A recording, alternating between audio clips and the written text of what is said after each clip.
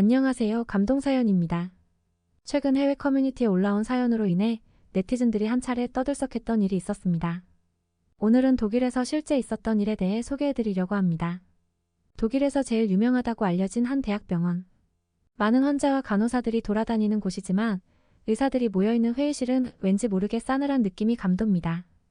병원에서 근무하는 수백 명의 의사들과 병원장까지 불러 모은 한 명의 독일 의사는 자리에서 일어나 무언가 발표를 하기 시작하는데요. 하지만 발표가 시작되고 얼마 지나지 않아 병원장은 테이블을 두드리며 제정신이냐는 말과 함께 불가능하다며 한숨을 내쉽니다. 과연 이곳 독일의 대학병원에서는 무슨 일이 있었던 것일까요? 안녕하세요. 저는 독일에서 꽤 유명한 대학병원의 심장 전문의로 근무하고 있는 에밀리아라고 합니다. 제가 근무하고 있는 독일의 대학병원은 지금은 독일에서도 최고로 실력 있는 의사들이 모인 것은 물론 그만큼 치료비도 비싼 대학병원입니다. 하지만 불과 1년 전만 하더라도 저희 병원은 규모에 비해 실력 있는 의사를 갖추지 못했다는 평가를 받았고 입원한 환자들마저 병원의 입원 생활에 불편한 것이 너무 많다는 불만이 많이 터져나오던 병원이었습니다. 그래서 병원장님도 이러한 불편한 부분들을 개선하기 위해 여러모로 애를 쓰셨지만 시간이 지날수록 내원 환자와 입원 환자가 줄어들어 파산 직전까지 가게 되었고 실제로 병원에 근무 중이던 몇몇 유능한 의사들의 급여를 줄이기 위해 그들을 해고하기까지 했습니다. 하지만 지금 저희 대학병원은 독일에서 제일 실력 있는 대학병원으로 입소문이 나는 것은 물론 환자들에게 제공하는 아주 특이한 시스템으로 인해 하루에도 몇천 명의 환자들이 몰려드는 독일 최고의 의료병원으로 탈바꿈되었는데요. 그리고 이렇게 좋은 병원으로 탈바꿈하는데 많은 기여를 했던 사람들을 이야기할 때 실제로 저희 병원에서 근무하는 남자친구와 한국에 대한 이야기를 빼놓을 수가 없을 것 같습니다. 저는 어렸을 때부터 의사가 되고 싶은 꿈을 가지고 있던 한 소녀였습니다. 부모님 두 분 모두가 각각 대학병원에 간호사로 평생을 근무하셨었기 때문에 제가 의료인으로서의 장래희망을 가지게 되는 것은 매우 자연스러운 현상이었죠. 부모님께서도 어느 정도 경제적으로 여유가 있으셨기 때문에 저를 의사로 만들기 위해 양질의 교육을 받게 해주셨고 최종적으로 저는 독일에서 제일 유명하다는 의대에도 무사히 입학할 수 있었습니다. 물론 저를 의대에 입학시키기 위해 정말 많은 교육비를 내주신 부모님의 도움도 있었지만 저도 멋진 의사가 되기 위해 밤낮을 가리지 않고 공부를 한 결과물이었습니다. 하지만 처음 입학한 독일의 의과대학에서 저는 굉장히 놀랄 수밖에 없었습니다. 대부분의 학생들이 정말 환자들을 생각하는 의료인으로서의 모습이 아닌 그저 대학 졸업 후 돈을 많이 벌기 위해 의사가 된 학생들이 대다수였기 때문이죠. 환자에게 진정으로 봉사하고 싶고 남을 치료하고 도와주는 것이 좋아서 의사가 되고 싶어하는 학생은 거의 없었습니다. 그러던 중 저는 저와 같은 심장내과에서 공부를 하던 지금의 저의 남자친구 루카스를 만나게 되었습니다. 처음 루카스를 만났을 때에는 그렇게 이미지가 좋지 않았습니다. 왜냐하면 루카스는 주위에서 꼭 한 명씩 있는 천재였는데요. 자기가 똑똑한 것을 인지하고 있어서 같이 공부하던 친구들을 은연중에 무시하는 게 보였기 때문이죠. 하지만 그 당시 저는 그러한 루카스의 모습이 꽤 당당해 보인다고 생각해서 매력을 느꼈고 실제로 필기시험이나 실습에서 항상 1등을 놓치지 않았던 루카스에게는 배울 것도 참 많았어요. 제가 다니던 대학에서는 각 과의 1등, 2등에게만 한국에 있는 의과대학에 교환학생을 갈 수 있는 기회가 주어졌습니다. 한국이라는 나라의 의술이 얼마나 발전해 있고 그들의 정신력이 얼마나 대단한지 알고 있었기에 정말 한국에 교환학생으로 가고 싶었지만 저는 2등 안에 들지 못해서 교환학생으로 가지 못했습니다. 그리고 한국의과대학 교환학생으로 갈 수 있는 기회는 항상 1등을 놓치지 않았던 루카스에게 돌아가고 말았죠. 하지만 루카스는 모든 학생들이 가고 싶어하는 한국 교환학생 기회를 단칼에 거절하는 것도 모자라 한국을 가고 싶어하는 친구들이 너무나 멍청하다며 공개적인 장소에서 비난을 퍼붓기 시작했습니다. 루카스는 독일보다 못 사는 나라인 한국으로 의료기술을 배우러 가는 것이 말이 되냐며 자신은 한국에서 전혀 배울 것이 없는 높은 실력을 갖춘 의료인이라며 가지 않겠다고 했고 실제로 저를 여자친구로 만나고 있었음에도 저에게까지 한국에는 절대 가면 안 된다면서 헛소리를 늘어놓기 시작했죠.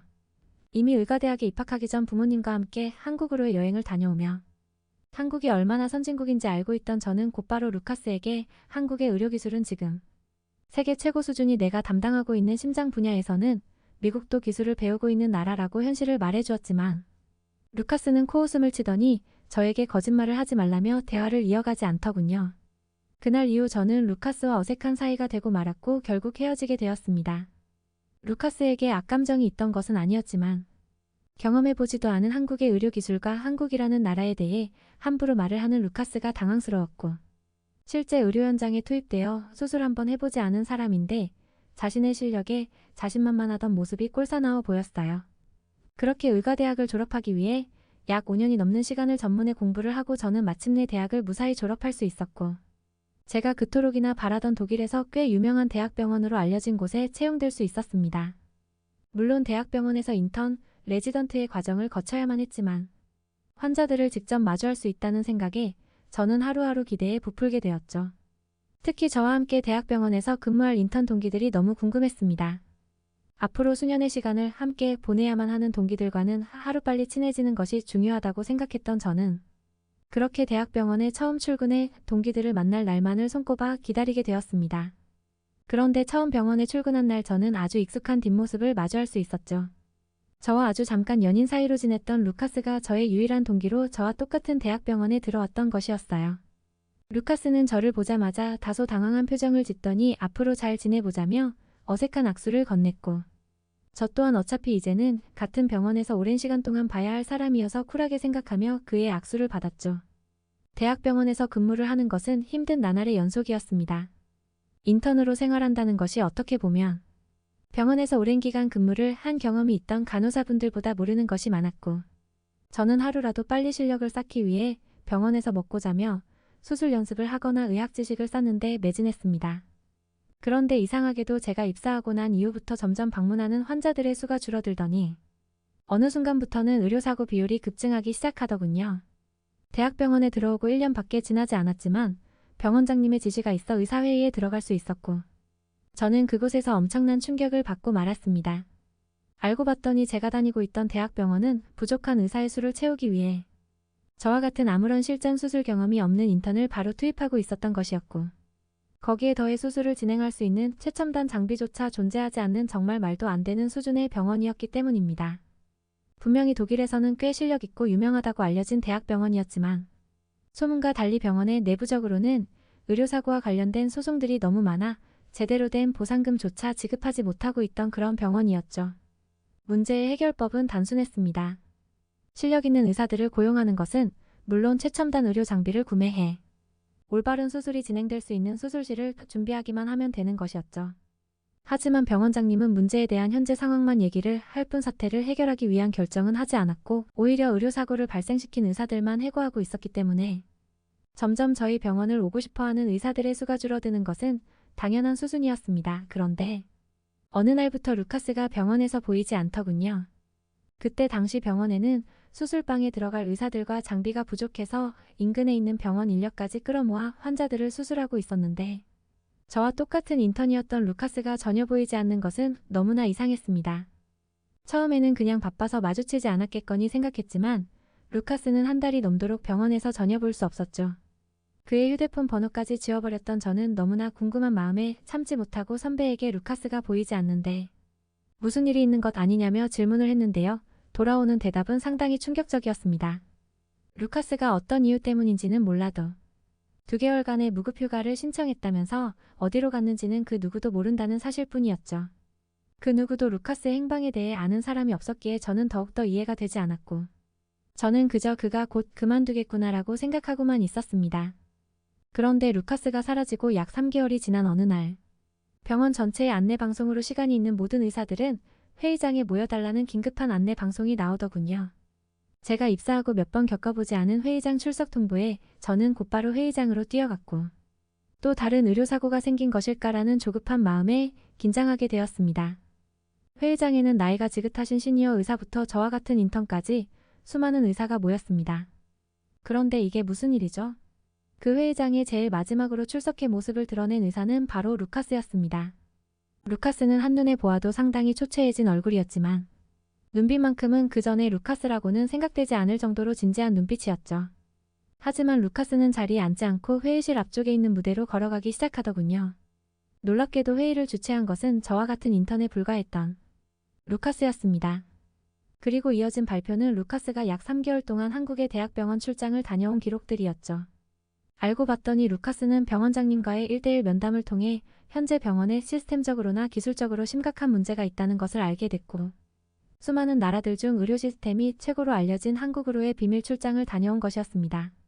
그리고 루카스가 보여준 자료들은 파격적이면서도 놀라운 것들 뿐이었죠. 루카스는 한국의 대학병원에서 실제 근무하며 겪은 모든 것들을 설명해주며 현재 근무하는 독일의 대학병원이 문제가 많다는 것을 지적했습니다. 한국의 대학병원 의사들이 가지고 있던 술기는 저희가 단 한 번도 경험해보지 못한 것들이었고, 한국의 평범한 대학병원에서 사용하는 장비들 또한 지금의 독일 대학병원에는 전혀 존재하지 않는 최첨단 장비들이었죠. 실제로 루카스는 발표를 위해 한국의 몇몇 의사분들을 직접 회의장으로 모셔왔고, 거기에 더해 새로운 한국의 의료 장비들을 체험할 수 있는 기회를 선보이기 시작했습니다. 한국의 의사분들은 수술시연회에서도 엄청난 수술 기술을 보여주시면서 저뿐만 아니라 다른 동료 의사들을 놀라게 만들었죠. 병원장님께서도 처음에는 못마땅한 표정이었지만 한국의 의사들이 보여주는 수술의 진행 단계나 기술들을 보시면서 다소 당황한 표정을 짓고 놀라는 듯한 모습이 보일 정도였습니다. 특히 루카스는 한국의 대학병원에서 환자들이 머물고 있는 병동의 구조나 시스템도 그대로 받아들이고 똑같이 실내 공사를 하고 시스템을 만들 필요가 있다며 한국의 대학병원 병실들을 보여주었는데 그것은 더욱 큰 충격이었습니다. 한국의 대학병원 병실들은 한눈에 보아도 깔끔한 것은 물론이고 환자들이 정말 휴식과 치료에만 집중할 수 있는 모든 시스템을 갖추고 있었기 때문이죠. 특히나 냉난방기는 물론 공기청정기까지 설치되어 있는 한국의 평범한 대학병원 병실은 저게 정말 한국에서는 평범한 수준인가? 라는 말이 나올 정도로 돈이 많아 보이는 나라였습니다. 루카스는 그동안 한국을 무시하던 사람이 맞나 싶을 정도로 한국의 의료기술을 본받아야 된다며 실제 곧바로 적용이 가능한 의료 시스템들을 계속해서 보여주었어요. 처음에는 루카스가 인턴이라고 무시하던 의사 선배들도 점점 루카스의 말에 집중하고는 몇 가지 질문들을 하기 시작했습니다. 특히나 직접 독일까지 와주신 한국인 의사분들은 루카스의 회의가 끝난 뒤 고난이도의 기술이 필요한 몇몇 수술에서 직접 또 다시 시연을 해주시면서 술기를 가르쳐 주셨고, 저는 그럴수록 왜 한국이 세계 최고의 의료기술과 섬세함을 가지고 있는 나라인지 깨달을 수밖에 없었습니다.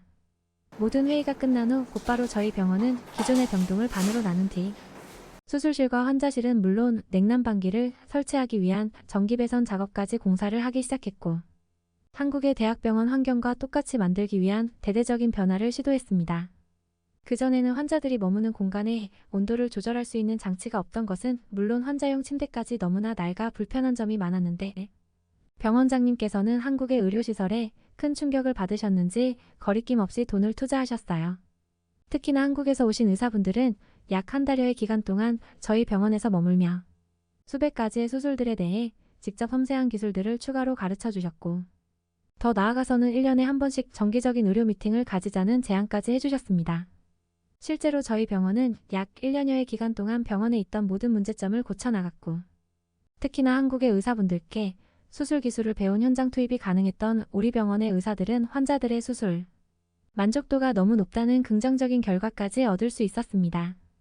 파산 직전이었던 저희 병원은 예전과 같던 명성을 회복할 수 있었고, 계속해서 발생하던 의료사고도 더는 발생하지 않는 안전하고 실력 있는 대학병원으로 탈바꿈할 수 있었죠.